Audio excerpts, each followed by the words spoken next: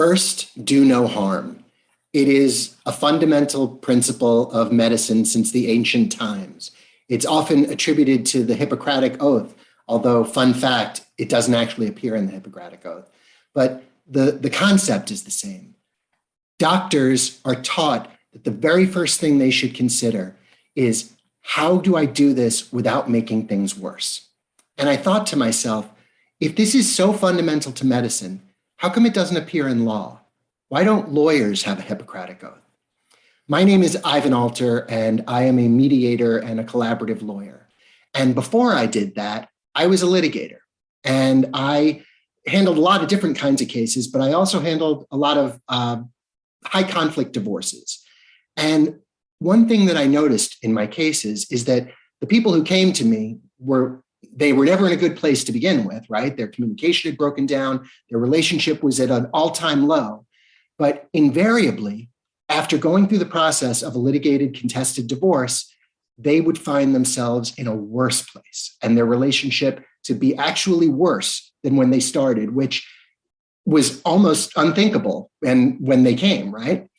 And I thought that, why is this? Is there something about the process and what it forces people to do, to consider only their own needs and advocate only for their own needs without regard to the needs of the other, or to behave in ways that maybe they wouldn't behave in normally because the ends justify the means? And I became so disgusted with it, really, that I walked away. And I returned to do mediation and collaborative law because the promise really is that it does no harm, right? So there's a misconception, I think, about mediation and collaborative law that people, after they go through it, they kind of hold hands and skip off into the sunset. And that's not true. That's not really what it's about. But what it is about is it takes the process and it causes people to focus differently. They look at what's really important to them rather than just on getting as much as they can. And they're forced to really understand what's important to the other person. And in the end, they come to understand that unless everybody wins, nobody really wins.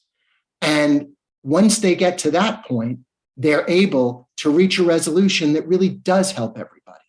And while oftentimes their relationship is improved because of the process, but whether it is or it isn't, we've done no harm.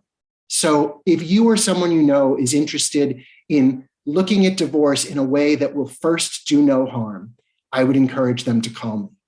Thanks very much.